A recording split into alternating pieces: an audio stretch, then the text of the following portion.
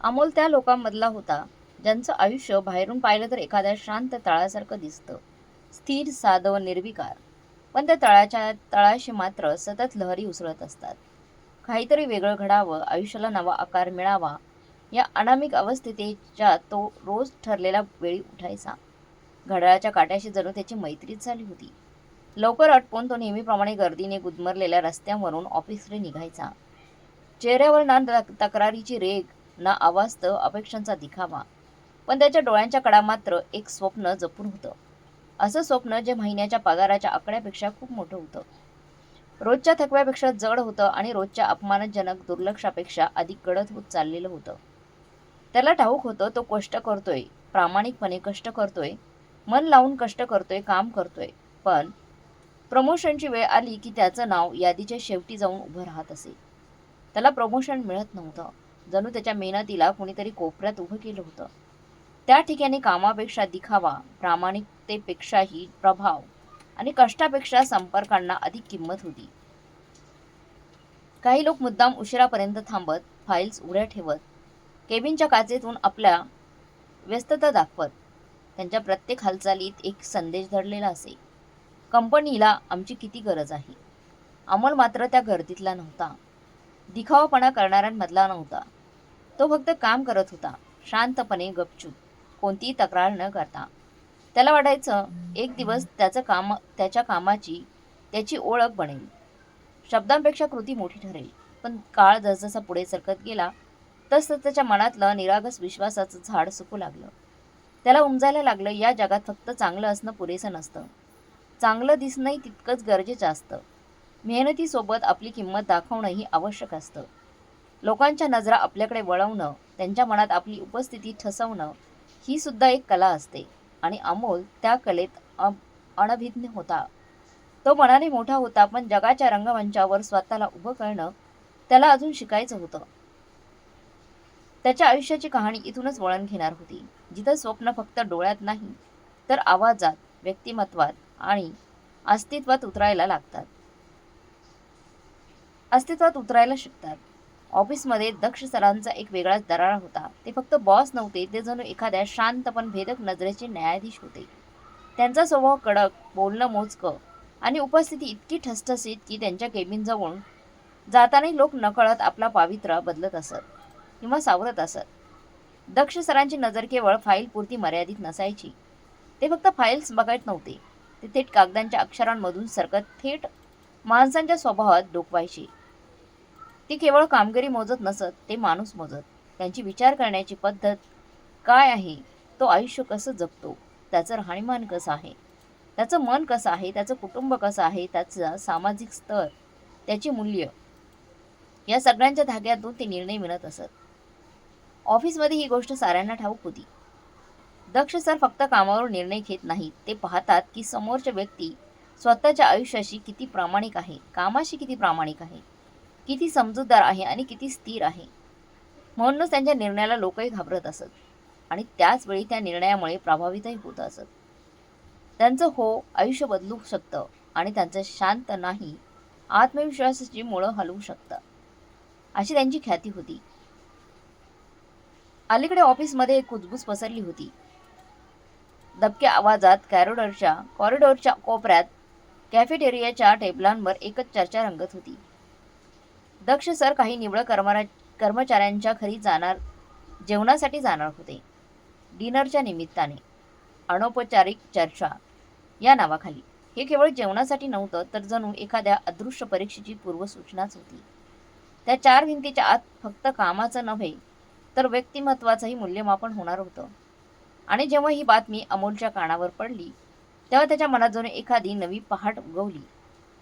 कारण त्याला माहीत होतं, आतापर्यंत शांतपणे गुपचूप मेहनत करणाऱ्या त्याच्या मनात आशेचा एक ताजा तवाना कोंब फुटला होता. तो विचार करू लागला, हीच ती संधी आहे जिथे मी फक्त एक कर्मचारी म्हणून नाही तर एक माणूस म्हणून उभा राहू शकतो. माझ्या कष्टांपलीकडे माझ्या मूल्यांची, माझ्या विचारांची ओळख करून देऊ शकतो. कदाचित हीच ती वेळ होती जी आत्तापर्यंत त्याच्यासाठी थांबली होती. आणि कदाचित यावेळी त्याचं कामच नव्हे तर त्याचं व्यक्तिमत्वही भुलणार होतं. त्या संध्याकाळी अमोल ऑफिसमधून परत येत होता. पण आज त्याची चाल नेहमीसारखी नव्हती. पावलात एक विचित्र गडबड होती. जणू प्रत्येक पाऊल एखाद्या स्वप्नाच्या दिशेने धावत होतं. डोळ्यात एक वेगळी चमक होती. आत्तापर्यंत शांत राखलेली आशा आज उघडपणे उजळत होती. घरी पोहोचताच त्याने दरवाजातून आवाज दिला, "रसिका, ऐक ना. जर दक्ष सर आपल्या घरी डिनरसाठी आले तर कदाचित यावेळी माझं प्रमोशन ठरलेलं समज. मला प्रमोशन नक्कीच मिळेल." रसिकाने त्याच्याकडे पाहिलं. तिच्या चेहऱ्यावर प्रथम आश्चर्याची एक क्षीण रेष उमटली आणि मग हळूहळू विचारपूर्वक हास्य पसरलं. ती सहज हसणारी नव्हती. तिचं हसू नेहमी काहीतरी मोजूनच उमटायचं. रसिका अशी स्त्री होती जिला समाजाची नजर अचूक ओळखता येत होती. लोक काय पाहतात, कसं पाहतात आणि कोणत्या छोट्या गोष्टींवरून मोठं मत बनवतात हे तिला चांगलंच ठाऊक होतं. तिने घरभर नजर फिरवली. भिंती, पडदे, फर्निचर, कोपरे सगळं जणू तिच्या मोजमापात बसत होतं. ती शांतपणे म्हणाली, "मग घरही तसंच असायला हवं ना? कोणतीही कमी दिसता कामा नये." आणि त्या एका वाक्याने तयारीची सुरुवात झाली. दुसऱ्याच दिवसापासून घरात हालचाल वाढली. नवीन पडदे लावले गेले होते. भिंतींना ताजं रंगरूप मिळालं होतं. जुन्या फर्निचरबद्दल चर्चा सुरू झाली. काही बदलावं लागेल, काही झाकावं लागेल. प्रत्येक वस्तूचं स्थान, प्रत्येक कोपऱ्याचा अर्थ नव्याने ठरवला जाऊ लागला. या सगळ्यामागे एकच हेतू होता. जेव्हा दक्ष सर या घरात पाऊल ठेवतील तेव्हा त्यांना हे फक्त घर वाटू नये, तर एका शिस्तप्रिय, सुसंस्कृत आणि यशाच्या उंबरठ्यावर उभ्या असलेल्या माणसाची ओळख वाटावी. असं घर असावं. अमोलही त्या सगळ्यात सामील झाला होता. दिवसभर ऑफिस आणि संध्याकाळी घरातील धावपळ शरीर थकत होतं, पण मनाला एक वेगळं समाधान मिळत होतं. त्याला वाटत होतं तो स्वप्नासाठी काहीतरी ठोस करत आहे. तो फक्त वाट पाहत नाही, तो प्रयत्न करतो आहे. घर खरंच बदलू लागलं होतं. जे कधी काळी केवळ राहण्याची जागा होती ते आता एका रंगमंचात रूपांतरित होत होतं. प्रत्येक कोपरा जणू काहीतरी सिद्ध करण्यासाठी सज्ज होता. पण या नव्या रंगरूपाच्या गडबडीत एक कोपरा असा होता जिथे ना रंगाचा ताजा वास पोहोचला होता, ना नवीन पडद्यांची सजावट होती. ती खोली होती अमोलच्या आईची. वयाच्या त्या टप्प्यावर त्या पोहोचल्या होत्या जिथे शरीर हळूहळू साथ सोडू लागतं. स्मरणशक्ती ढासळली होती. हात थरथरत होते. चालताना आधाराची गरज भासत होती. कितीतरी वेळा त्यांना भान राहत नसे आणि अंथरूण ओलं होत असे, पण तरी त्यांच्या डोळ्यात एक विचित्र शांतता असायची. जणू जगातील सगळ्या चिंता त्यांनी आपल्या मुलाच्या नावावर लिहून टाकल्या होत्या. अमोल त्यांची सेवा करत होता. अंघोळ घालणं, कपडे बदलणं, औषधं देणं, तो हे सगळं कोणतीही तक्रार न करता करत होता. त्याच्या हातात थकवा असला, दिवसभर कंटाळा आलेला असला तरी मनात अपराधीपणा नव्हता. आणि रसिकासाठी हे सगळं हळूहळू असंही होत चाललं होतं. ती काही बोलत नव्हती, तक्रार करत नव्हती, पण तिचं शांत राहणं, काही न बोलणं तेच सगळ्यात जास्त बोलू लागलं होतं. घराचा प्रत्येक कोपरा सजत होता, फक्त एक खोली सोडून, अमोलच्या आईची खोली सोडून. आणि कदाचित त्या एका खोलीतच या घराचं खरं रूप दडलेलं होतं. त्या संध्याकाळी घर अक्षरशः उजाळून निघलं. भिंतीवरचा ताजा रंग अजूनही मंद सुगंध सोडत होता. पडदे व्यवस्थित खडी घालून लावलेले होते. शोभेच्या वस्तू नीट रचलेल्या होत्या. दिव्यांच्या प्रकाशात प्रत्येक कोपरा जणू आपली छबी दाखवण्यास आतुर होता. दक्ष सरांच्या स्वागतासाठी घर पूर्णपणे सज्ज झालं होतं. किमान वरवर तरी रसिका हळूच उभी राहिली. तिची नजर घरभर फिरली, समाधानाने, अभिमानाने, आणि मग ती नजर हळूहळू सरकत एका दरवाजावर जाऊन थांबली. सासूबाईंच्या खोलीच्या दरवाजावर. क्षणभर तिच्या चेहऱ्यावरची चमक थांबली. ती परत वळाली. सोफ्यावर बसलेल्या अमोलकडे पाहिलं. अमोलला म्हणाली, "अमोल, घर तर खूप सुंदर बनवलं आहे, पण..." वाक्य अपूर्ण राहिलं. पण त्या पणचा अर्थ अमोलला स्पष्ट ऐकू आला होता. शब्द उच्चारले गेले नव्हते तरी त्यांचा भार हवेत तरंगत होता. त्याच्या छातीत एक विचित्र सल उठली. जणू कुणीतरी आतल्या आत त्याच्या विश्वासाला टोचलं होतं. त्याला ठाऊक होतं रसिका काय म्हणू इच्छिते आहे, आणि कदाचित त्याला सर्वात जास्त ठाऊक होतं पुढचे काही दिवस त्याच्याकडून काय मागणार आहेत. तो शांत बसला होता, पण मनात विचारांची गर्दी उसळत होती. घर सजवताना त्याने प्रत्येक भिंतीला नवं रूप दिलं होतं, पण त्या एका खोलीचं काय, त्या एका नात्याचं काय? त्याच्या डोळ्यासमोर आईचा चेहरा तरळला. थरथरते हात, विस्मरणाच्या धुसर सावल्या आणि तरी मुलाकडे पाहताना उमटणारा निरगस शांतता. आता प्रश्न फक्त प्रमोशनचा उरला नव्हता. प्रश्न होता त्या स्वप्नाची किंमत काय असणार आणि ती किंमत कोणाला चुकवावी लागणार. स्वप्न जेव्हा उंच भरारी घेऊ लागतात तेव्हा कधी कधी त्यांच्या सावल्या घराच्या उंबरठ्यावरच पडतात. अमोलच्या आयुष्यातील खरी परीक्षा आता सुरू होत होती. घराला दिलेला नवा रंग आता पूर्णपणे सुकून गेला होता. फरशीवर पडणारा प्रकाश असा चमकत होता जणू प्रत्येक किरण एखाद्या कठोर परीक्षेची तयारी करत उभा आहे. नवीन पडद्याच्या घड्या अजूनही कडक कडक होत्या. सोफ्यावर ठेवलेले कुशन्स उषा इतक्या नीटनेटक्या पद्धतीने मांडलेल्या होत्या की त्यांना स्पर्श करण्यापूर्वी परवानगी घ्यावी लागेल असं वाटावं असं ते दिसत होतं. बाहेरून पाहणारा कोणीही सहज म्हणेल, काय सुव्यवस्थित घर, शिस्तीचं जणू जिवंत उदाहरण आहे. पण या सजवलेल्या चित्रामागे एक अस्वस्थ मन धडधडत होतं. अमोलचं प्रत्येक जाणाऱ्या सेकंदाबरोबर त्याच्या छातीतलं ओझं वाढत होतं. रसिका घराकडे पाहून समाधानी दिसत होती, पण तिच्या डोळ्यांच्या तळाशी एक न सांगितलेली चिंता हलत होती. चिंता दिसत होती. ती पुन्हा पुन्हा सासूबाईंच्या खोलीकडे नजर टाकायची आणि लगेच नजर वळवायची. जणू त्या खोलीचं अस्तित्व यात सगळ्या प्रयत्नांवर एक अदृश्य डाग आहे असं तिला वाटत होतं. अमोलला तिच्या चेहऱ्यावरचे हावभाव वाचायला येत होते. तो सगळं पाहत होता पण काही बोलू शकत नव्हता. त्याला ठाऊक होतं, या शांततेखाली एक वादळ दडलेलं आहे आणि ते वादळ उशिरा का होईना, काही दिवसानंतर का होईना शब्दात उतरल्याशिवाय राहणार नाही. एक संध्याकाळी अशीच आली. कामगार निघून गेले होते. आवाज थांबले होते. घरात एक गूढ शांतता पसरलेली होती. रसिका सासूबाईंच्या खोलीतून बाहेर आली आणि थेट अमोलसमोर उभी राहिली आणि म्हणाली, अमोल. आवाजात आता संकोचपणा नव्हता, स्पष्ट चिंता दिसत होती. आपल्याला याबद्दल गांभीर्याने विचार करायला हवा. अमोलच्या मनाला विषयाची दिशा कळाली होती. तरी त्याने अनभिज्ञ काही कळत नसल्यासारखं विचारलं, कशाबद्दल? रसिकाने दीर्घ श्वास घेतला, जणू स्वतःला धैर्य देत होती. तुमच्या आईच्या अवस्थेबद्दल, ती पुढे म्हणाली. शब्द आता धारदार झाले होते. मला माहीत आहे ही गोष्ट तुम्हाला आवडणार नाही, पण सत्य हेच आहे. जर दक्ष सर आपल्या घरी आले आणि त्यांनी हे सगळं पाहिलं तर लक्षात ठेव, तुझं प्रमोशन कधीच होणार नाही.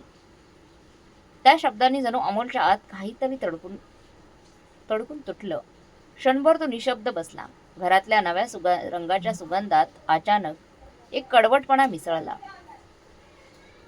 काही क्षणांत शांत पण ठाम आवाजात म्हणाला, रसिका, ती माझी आई आहे. तिने मला जन्म दिला, मला मोठं केलं, शिकवलं, स्वतःच्या पायावर उभं केलं. आज जे काय आहे ते तिच्यामुळेच आहे. त्याचा आवाज हलका थरथरत होता, पण शब्द दृढ होते. आता तिचं वय झालं आहे. या वयात तिला माझी गरज आहे. मग यात लाज कसली? त्या प्रश्नात केवळ प्रतिवाद नव्हता, तो एका मुलाचा आत्मसन्मान होता. एका नात्याची जपवणूक होती. घर चमकत होतं, पण आता त्या घरातला खरा प्रकाश कसोटीवर उभा राहणार होता. पण रसिकाने कोणाच क्षणाचाही विलंब न लावता उत्तर दिलं, अमोल, मी लाज वाटते आहे असं म्हणत नाही. मी परिस्थितीबद्दल बोलते आहे. आजचं जग भावनांवर चालत नाही, ते चालतं रुबाबावर, छापावर. तुमचा बॉस घर पाहणार, परिस्थिती पाहणार आणि मग निर्णय घेणार. कधी कधी जी गोष्ट सर्वात खरी असते तीच सर्वात जास्त टोचते. त्या शब्दाने हवेत एक कडू स्पष्टता पसरली. त्या रात्री अमोल उशिरापर्यंत झोपू शकला नाही. अंथरुणावर पडून तो छताकडे पाहत राहिला, पण डोळ्यासमोर मात्र भूतकाळ आणि वर्तमान यांचं विचित्र खेळ सुरू होता. त्याला आठवलं, लहानपणी त्याने केलेल्या प्रत्येक चुकांवर आईने कसं अलगद पांघरून घातलं होतं. शेजाऱ्यांच्या तक्रारी असोत की शाळेतल्या खोड्या, ती नेहमी त्याच्या बाजूने उभी राहिली होती. आजारी पडला की रात्रभर त्याच्या उशाशी बसून कपाळावर हात ठेवत जागी राहायची.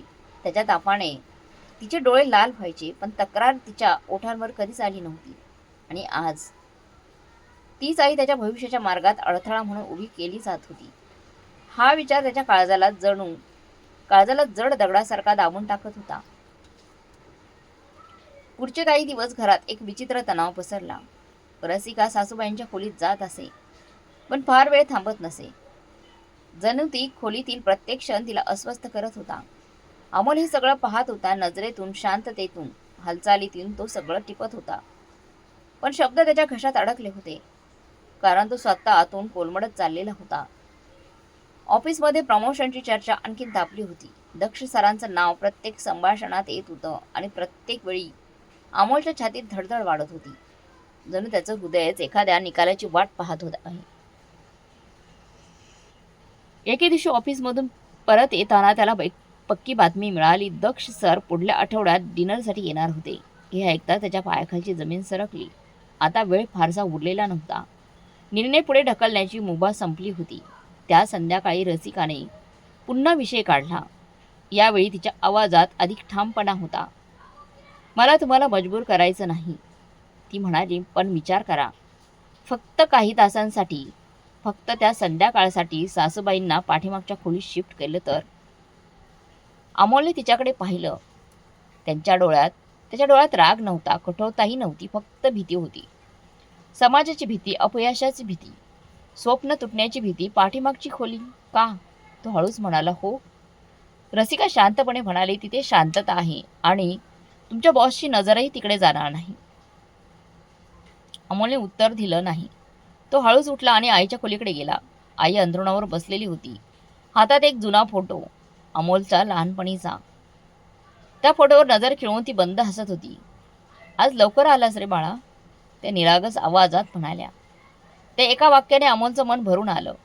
त्याच्या डोळ्यात पाणी दाटलं, पण शब्द बाहेर आले नाही. तो फक्त जाऊन त्याच्या जवळ बसला. आई अजूनही फोटोवरून हात फिरवत होती, जणू त्या लहान मुलाला आशीर्वाद देत आहे, ज्याने अजून कुठलाही निर्णय घेतलेला नव्हता. कधी कधी आयुष्यातलं सर्वात कठीण काम असतं त्या डोळ्यांना नजर देणं, ज्यांच्यावर आपण अन्याय करणार आहोत. आणि त्या क्षणी अमोलला जाणवलं, खरी परीक्षा बाहेरच्या जगाची नाही, ती आपल्या अंतर्मनाची आहे, अंतर्मनात असते. रात्र कधी गडद काळ्या शालीत गुंडाळली गेली हे अमोललाही कळलं नाही. पण त्या काळोखासोबत त्याच्या मनातील अस्वस्थता मात्र अधिकच दाट होत गेली. प्रमोशनचं स्वप्न, जे कधी काळी त्याच्या डोळ्यात चांदण्यासारखं झळकत होतं, आता त्याला जड ओझ्यासारखं वाटू लागलं होतं. ते स्वप्न उरलं नव्हतं, ती एक जबाबदारी झाली होती. आणि एक जबाबदारी कधी कधी माणसाच्या छातीत काट्यासारखी रुतते. त्याला ठाऊक होतं, ही संधी हातची गेली तर आयुष्य पुन्हा ती दारं उघडेल याची खात्री नव्हती. समाज, नोकरी, भविष्य, प्रतिष्ठा, सगळं काही एका तराजूच्या पारड्यात ठेवलं गेलं होतं. आणि दुसऱ्या पारड्यात होती त्याची आई, त्याचं मूळ, त्याची सावली, त्याचं अस्तित्व. मनाच्या कौलावर हजारो प्रश्न ठोठावत होते. काय योग्य, काय अयोग्य. पण कधी कधी योग्य अयोग्याच्या सीमा रेषा धुसर होतात आणि उरतात ते फक्त परिणाम. शेवटी दुसऱ्या दिवशी सकाळी त्याने तो निर्णय घेतला, जो त्याचं मन कधीच स्वीकारू शकणार नव्हतं. भीतीने त्याला विवश केलं होतं. भीती भविष्याची, अपयशाची, लोकांच्या नजरेत कमी पडण्याची. आणि त्या भीतीनेच त्याच्या आयुष्याला एक असं वळण दिलं जिथून परत फिरणं शक्य नव्हतं. ते एक पाऊल होतं, बाहेरून साधं पण आतून आयुष्यभर घुमणारा आवाज घेऊन येणारं. त्या पावलांचा प्रतिध्वनी त्याला आयुष्यभर ऐकू येणार होता. शांत रात्रीमध्ये एकांत क्षणी स्वतःच्या मनाशी सामना करताना. त्या दिवशी सकाळी काही वेगळीच होती. खिडकीतून आज शिरणारं कोवळं ऊन भिंतींवर अलगद पसरत होतं, जणू नव्या दिवसाची आशा घेऊन आलं होतं. पण अमोलच्या आत मात्र कुठेच प्रकाश शिरत नव्हता. रात्रभर जागूनही त्याच्या डोळ्यावर झोप नव्हती. फक्त एक जड गांभीर्य होतं, जसं कुणीतरी छातीवर दगड ठेवलाय आणि श्वास घ्यायलाही परवानगी मागावी लागत होती. तो हळूच अंथरुणावरून उठला. घरात शांत वातावरण त्याला आणखी बोचू लागलं. काही न बोलता तो बाथरूममध्ये गेला. आरशासमोर उभा राहिला आणि क्षणभर थबकला. आरशात तोच चेहरा होता, ओळखीचा, रोजचा, पण डोळ्यात काहीतरी तुटलेलं होतं. जणू आत कुठेतरी एखादं नातं, एखादा विश्वास, एखादं स्वतःचं प्रतिबिंब भग्न झालेलं होतं. तो त्या नजरेला नजर देऊ शकत नव्हता, कारण त्याला ठाऊक होतं, आज तो जे करणार आहे त्याची सावली त्याच्या आयुष्याच्या प्रत्येक कोपऱ्यात फिरणार आहे. काळीज धडधडत होतं, जणू प्रत्येक ठोका त्याला विचारत होता, खरंच तयार आहेस का तू या निर्णयासाठी? आणि या प्रश्नाचं उत्तर त्याच्याकडे नव्हतंच. घरात एक विलक्षण शांतता दाटून बसली होती. ती शांतता इतकी जड होती की श्वास घेतानाही तिची जाणीव होत होती. स्वयंपाकघरात रसिका हालचाल करत होती. भांड्यांचा हलकासा आवाज, फोडणीचा मंद सुगंध, पाण्याचा नळ बंद करण्याचा किरकोळ नाद, आणि हे सगळं त्या शांततेला छेद देऊ शकत नव्हतं. जणू घराने शब्दांवर उपवास धरला होता. रसिकाला ठाऊक होतो अमोल काय करणार आहे. कदाचित म्हणून ती काही बोलत नव्हती, कारण शब्द आता निरर्थक झाले होते. निर्णय आधीच घेतला गेला होता, तो फक्त कृतीत उतरवायचा उरला होता. आणि कधी कधी कृती शब्दांपेक्षा अधिक निर्दयी असते. अमोल हळूहळू आईच्या खोलीकडे निघाला. प्रत्येक पाऊल जड जणू जमिनीवर नव्हे तर स्वतःच्या अंतःकरणावर टाकत होता. दरवाजा उघडाच होता. आता हलकासा उजेड पसरला होता. आई पलंगावर टेकून बसली होती. तिच्या हातात एक जुना काळा पांढरा फोटो होता. त्या फोटोमध्ये एक छोटासा मुलगा तिच्या मांडीवर बसून खळखळून हसत होता. तो मुलगा अमोल. तिचा हात त्या फोटोवरून अलगद फिरत होता आणि जणू त्या कागदातच तिचं संपूर्ण आयुष्य गुंडाळून ठेवलं होतं. ती पुन्हा पुन्हा तो फोटो पाहत होती, जसे एखादी आई आपल्या मनातल्या आठवणींची वही पुन्हा उघडते. प्रत्येक पान अलगद उलटते आणि त्यात लपलेली कथा पुन्हा जगते. अमोल त्याला पाहताच ती मंद हसली. हा फोटो बघ, तू किती लहान होतास तेव्हा, किती रडायचास तू, आणि आज बघ किती शांत झालायस. रडणं नाही, काहीही तक्रार नाही. त्या आवाजात तक्रार नव्हती, आरोप नव्हता, फक्त आपलेपणा होता, निर्मळ, निशब्द. अमोल काही क्षण तिथेच उभा राहिला. त्याला वाटलं पायाखालची जमीन सरकत आहे आणि तो हळूहळू त्या जमिनीत गाडला जात आहे. तो पुढे गेला, तिच्या शेजारी बसला. त्याचा हात नकळत तिच्या हातावर ठेवला गेला. तो स्पर्श किती परिचित आणि तरी आज किती वेदनादायक. त्याला खूप काही बोलायचं होतं. आई, मला माफ कर. माझ्याकडे पर्याय नाहीये. हे तुझ्यासाठी आहे. असे कितीतरी शब्द गळ्यापर्यंत आले, पण तो तिथेच अडकले. आवाजाला मार्ग सापडला नाही. थोड्या वेळाच्या निशब्दतेनंतर त्याने स्वतःला सावरलं. आई, आज तुला थोड्या वेळासाठी दुसऱ्या खोलीत घेऊन जाऊ. आईने त्याच्याकडे पाहिलं. तिच्या नजरेत प्रश्न नव्हता, शंका नव्हती, फक्त विश्वास होता. निर्विवाद, निर्व्याज. जसं तुला योग्य वाटेल तसं कर, अमोल. ती शांतपणे म्हणाली. तुला जिथे मला ठेवायचं आहे तिथे ठेव. तेच ते वाक्य होतं ज्याने अमोलच्या मनात कुठेतरी काहीतरी कोसळलं. कोणताही विरोध नाही, कोणतीही भीक मागणारी नजर नाही, फक्त समर्पण. आईचं प्रेम इतकं निस्वार्थ असतं की त्याला शब्दांची गरजच नसते. त्याने आईला अलगद आधार दिला. तिचं शरीर आता अतिशय हलकं झालं होतं, जणू फक्त हाडांचा सापळा उरला होता. पण त्या कृश देहात वर्षानुवर्ष साठलेला ममतेचा सागर दडलेला होता. तीच ती मांडी जिथे तो कधी निश्चिंत झोपायचा, तेच ते हात ज्याने त्याच्या प्रत्येक पडझडीला आधार दिला होता. अमोल तिला हळूहळू घराच्या पाठीमागच्या खोलीकडे घेऊन गेला. ती खोली लहान होती. भिंतीवर देवांचे फोटो लावलेले गणेश, विठोबा, लक्ष्मी जणू साक्षीदार म्हणून पाहत उभे होते. एका कोपऱ्यात जुनं कपाट, खिडकी अर्धीच उघडणारी, ज्यातून येणारा प्रकाशही संकोचून आत येत होता. ही खोली कोणासाठी राहण्यासारखी नव्हती. ती घराचा एक विसरलेला कोपरा होती. पण आज त्या कोपऱ्यात अमोलने आपल्या आईसाठी अंथरूण टाकलं. स्वच्छ बेडशीट अंथरलं, तिच्या अंगावर व्यवस्थित पांघरून घातलं. त्याच्या प्रत्येक हालचालीत एक घाई होती, एक गोंधळ. जणू ही सगळं लवकर संपावं म्हणजे वेदना कमी होतील. पण काही वेदना अशा असतात, जितक्या घाईने टाळायचा प्रयत्न करतो तितक्याच खोलवर उठतात. आई शांतपणे पडली होती. तिच्या चेहऱ्यावर तक्रार नव्हती, फक्त एक थकलेलं स्मित.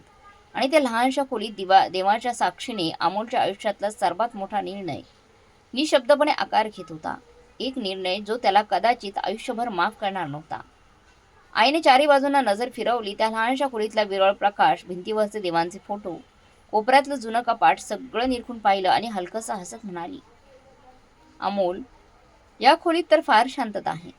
अमोलनं फक्त मान डोलावली. शब्द जर ओठांवर आले नसते तर ते थेट अश्रूमध्ये बदलले असते, याची त्याला जाणीव होती. तो तिच्या शेजारी बसला. तिच्या अंगावरचं ब्लँकेट नीट केलं. जणू त्या पांघरुणाच्या घड्या नीट केल्यावर मनातल्या विस्कटलेल्या भावनाही नीट होती, असं त्याला वाटत होतं. आईनेच्या डोक्यावर हात फिरवला. काळजी करू नकोस रे, सगळं व्यवस्थित होईल. आईचं प्रेम असंच असतं. कधी कधी मुलांच्या सर्वात चुकीच्या निर्णयाला ती आशीर्वादाचा स्पर्श देते. कारण तिला निर्णयाचं वजन दिसत नाही. तिला फक्त मुलांचं ओझं हलकं करायचं असतं. अमोल उठून उभा राहिला. खोलीबाहेर पाऊल टाकलं, पण दरवाजात येऊन थांबला. त्याच्या हाताने दरवाजाच्या चौकटीला घट्ट पकडलं होतं. मन मात्र परत आत धाव घेत होतं. आत्ता थांबलो तर अजून सगळं सावरता येईल, अशी एक कुजबूज त्याच्या अंतःकरणाला उठली. पण त्या क्षणी डोक्यात दुसरं चित्र उमटलं. प्रमोशन, बॉसचा चेहरा, समाजाची नजर, उज्ज्वल भविष्याची मोहक छबी. त्या छबीने त्याच्या मनातल्या हाकेला गप्प केलं. त्याने डोळे खट्ट मिटले आणि कडी लावली. तो आवाज केवळ दरवाजा बंद होण्याचा नव्हता. तो आवाज होता अंतर्मनात काहीतरी कोसळल्याचा. जणू आत्म्याचं एक दार कायमचं बंद झालं. त्याने स्वतःची नजर चोरली. मोठ्या घाईघाईच्या पावलांनी पुढे गेला. जणू तिथे थांबणं आता त्याच्यासाठी धोकादायक होतं. कारण थांबलं असतं तर कदाचित तो तुटला असता, मनातून खचला असता. स्वयंपाकघराच्या खिडकीतून रसिका हे सगळं पाहत होती. तिच्या चेहऱ्यावर एक विचित्र मिश्र भाव होता. समाधान आणि अप्रौढ बोध याचं गुंतागुंतीचं मिश्रण. तिलाही काहीतरी बोलायचं होतं. हे योग्य आहे का, असा प्रश्न कदाचित तिच्याही मनात होता. पण तिच्या ओठांवर शब्द आले नाहीत, कारण तिलाही ठाऊक होतं जे घडलं आहे ते आता उलटवता येणार नाही. दिवसभर घरात एक अजब अस्वस्थता पसरून राहिली. अमोल पुन्हा पुन्हा त्या पाठीमागच्या खोलीकडे पाहत होता आणि लगेच नजर फिरवत होता. त्याला वाटत होतं घरातील प्रत्येक भिंत त्याच्याकडे टक लावून पाहते आहे. प्रत्येक वस्तू त्याला विचारते आहे ही योग्य होतं का, पण उत्तर द्यायची हिंमत त्याच्यात नव्हती. संध्याकाळ हळूहळू पसरू लागली. बाहेर हालचाल वाढू लागली. तीच ती संध्याकाळ ज्याच्यासाठी सगळं काही केलं गेलं होतं, ज्याच्यासाठी एका आईला घराच्या मागच्या खोलीत बंद केलं गेलं होतं. कधी कधी माणूस आपल्या स्वप्नांना पूर्ण करण्यासाठी स्वतःच्या आत्म्यालाच एका अंधाऱ्या खोलीत कैद करून टाकतो. बाहेरून कुलूप लावतो आणि मग आयुष्यभर त्या कुलूपाची चावी शोधत राहतो. हळूहळू अंधार गडद झाला. रस्त्यावरील दिवे लागले. त्या प्रकाशात घर झगमगू लागलं. स्वच्छ सजलेले नीटनेटकं प्रत्येक वस्तू जणू विचारपूर्वक तिच्या जागी ठेवलेली. डिनर टेबल सजलेले, पडदे नीट ओढलेले, फुलांच्या सजावटीवर मंद प्रकाश पडलेला. बाहेरून पाहिलं तर घर एखाद्या नव्या संसारासारखं वाटत होतं. आनंदी, व्यवस्थित, यशस्वी. पण त्या झगमगाटाच्या आड एक धडपड होती. अस्वस्थ, बेचैन. ती धडधड वाढत होती. अमोलचं काळीज घड्याळाच्या काठ्यासोबत धावत होतं. प्रत्येक सेकंद त्याला बंद दरवाजाची आठवण करून देत होती. त्या खोलीची जिचं दार अजूनही आतून निशब्द उभं होतं.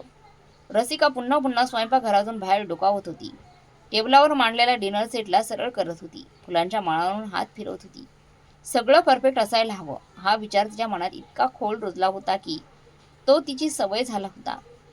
पण त्या परफेक्शनच्या मध्ये तिची नजर नकळत त्या दिशेने वळत होती, घराच्या मागच्या खोलीकडे. आणि मग ती पटकन नजर फिरवत होती, कारण त्या दिशेला पाहणं म्हणजे एखाद्या अपराधपणाची कबुली देणं होतं. दरवाजाची बेल वाजली आणि अमोलच्या अंगातून जणू विजेचा झटका गेला. क्षणभर त्याला वाटलं हृदयाचा ठोका थांबला की काय. त्याने एक दीर्घ श्वास घेतला, स्वतःला सावरलं आणि दरवाजाकडे पावलं टाकली. दरवाजा उघडताच समोर दक्ष सर उभे होते. नेहमीसारखं संतुलित, आत्मविश्वासाने, ओतप्रोत, चेहऱ्यावर तीच गंभीर छटा. ऑफिसमध्ये रोज दिसणारा तोच चेहरा, पण आज तो त्याच्या घराच्या उंबरठ्यावर उभा होता. आणि हीच गोष्ट अमोलच्या अंतःकरणाला आतपर्यंत हादरवून गेली. या सर, आत या. अमोल हसत म्हणाला. हसू ओठावर होतं, पण डोळ्यातला ताण लपवता येत नव्हता. दक्षने घरात पाऊल टाकलं. त्याची नजर सावकाश चारही बाजूंना फिरू लागली. भिंती, फर्निचर, सजावट, स्वच्छता. ती नजर साधी नव्हती, ती पारखणारी होती. जणू प्रत्येक वस्तूचा स्वभाव तो ओळखत होता. घर नीटनेटकं, व्यवस्थित, जणू परिपूर्णतेचा नमुना. दक्ष हलकसा म्हणाला, असं वाटतंय तुम्ही प्रत्येक गोष्ट खूप गंभीरतेने घेता. हे ऐकताच अमोलच्या मनात एक क्षणभर शांततेची लहर उमटली. जणू कोणीतरी त्याच्या परिश्रमाला शिक्कामोर्तब केलं होतं.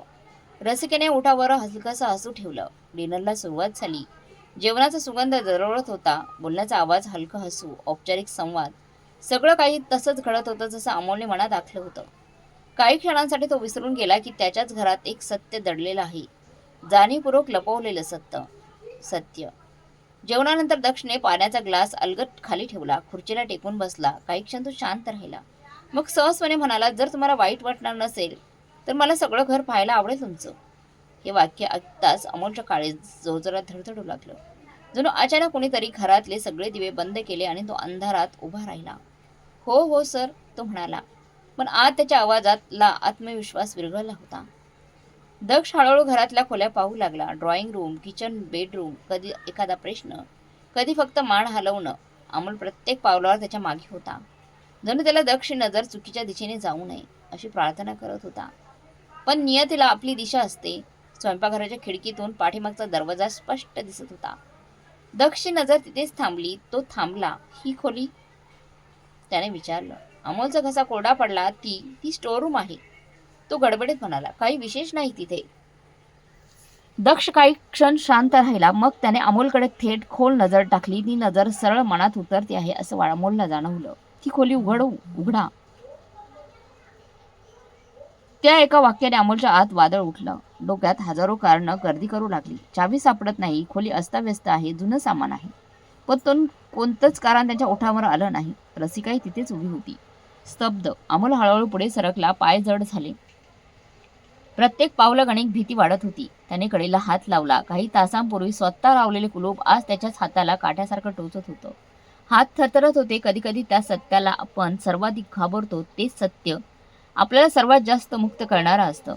कुलूप उघडलं. दरवाजा अलगद कर्कश आवाज करत उघडला. खोलीत हलकासा प्रकाश पसरला. आत अंथरुणावर एक वृद्ध स्त्री शांत पडली होती. पांढरे झालेले केस, सुरकुत्यांनी भरलेला चेहरा, डोळ्यात एक विलक्षण शांतता. अंगावर पांघरलेलं ब्लँकेट, जणू ती आपल्या लोकांची वाट पाहत आहे. संयम आणि विश्वासाने ते दृश्य पाहताच द्रक्ष तिथेच थांबला. वेळ जणू गोठली. अमोलने मान खाली घातली. त्याच्या छातीत धडधड उसळत होती. त्याला वाटलं आता सगळं संपलं. प्रमोशन, कष्ट, स्वप्न, प्रतिष्ठा, सगळं काही. त्या लहानशा खोलीत उभा असलेला तो माणूस अधिकारी नव्हता, उमेदवार नव्हता. तो फक्त एक मुलगा होता. आणि त्याच्यासमोर उभी होती त्याची सत्यता. दक्ष काही क्षण निशब्द उभा राहिला.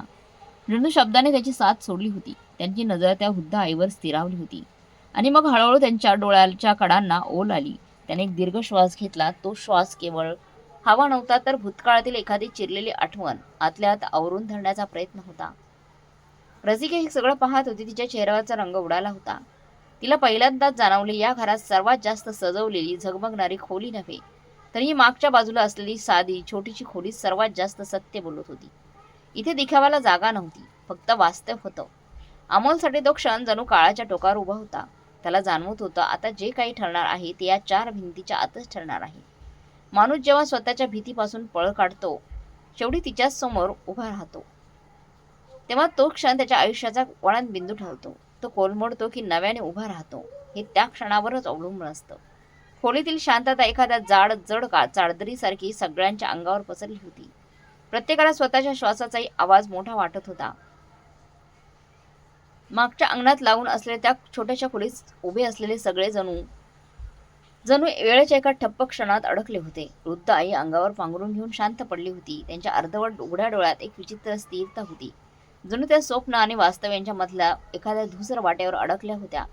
त्यांना कदाचित कल्पनाही नव्हती की त्यांच्या खोलीत कोण उभा आहे, कोणत्या भावना दाटून आल्या आहेत. त्यांच्या सुरकतलेल्या चेहऱ्यावर मात्र एक विलक्षण शांतता होती. दक्ष हळूहळू काही पावलं पुढे आला. त्याच्या डोळ्यातलं पाणी आता लपवणं कठीण होतं, पण त्याचा चेहरा कठोर नव्हता. तो विलक्षण मानवी झाला होता.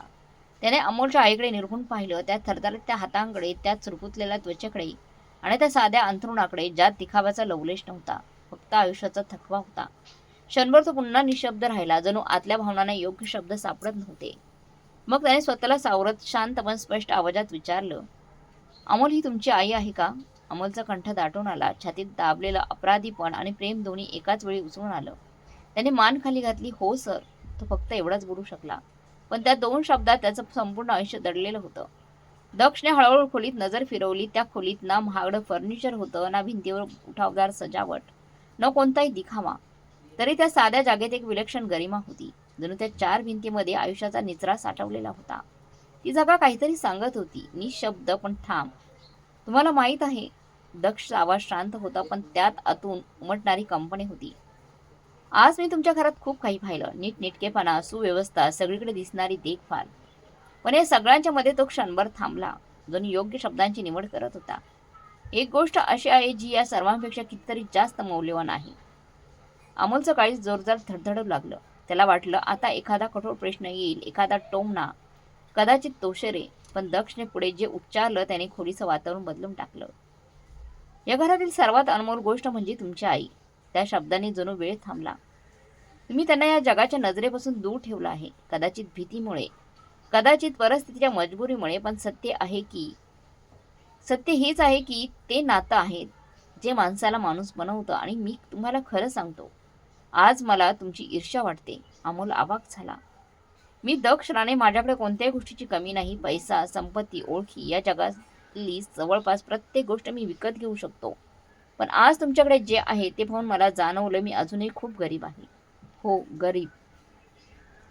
त्याचा आवाज आता दाटून आला होता. माझ्या आयुष्यात एक अत्यंत महत्त्वाची गोष्टीची कायमची कमतरता आहे, आणि ती मी कधीच भरून काढू शकणार नाही. कितीही पैसा कमवला, किती यश मिळवलं, तरी आईचं प्रेम विकत घेता येत नाही. त्याच्या डोळ्यात जुन्या जखमा चमकल्या. मी रस्त्यावर ठेच खात मोठा झालो आहे. अनेकदा मी रस्त्यावर एखाद्या आईला तिच्या मुलाच्या डोक्यावर मायेने हात फिरवताना पाहिलं आहे. आणि खरं सांगू, मला त्या मुलांची ईर्ष्या वाटायची. मनात फक्त एक प्रश्न घोळायचा, का मला का नाही मिळालं हे प्रेम? तो एक क्षण स्वतःला हरवला. त्या प्रेमाच्या शोधात मी सगळं जग जिंकलं, पद, पैसा, प्रतिष्ठा. पण मी थकलेलो आहे, हरलेलो आहे, आणि हो, अयशस्वी आहे. कारण माझ्याजवळ आई नाही.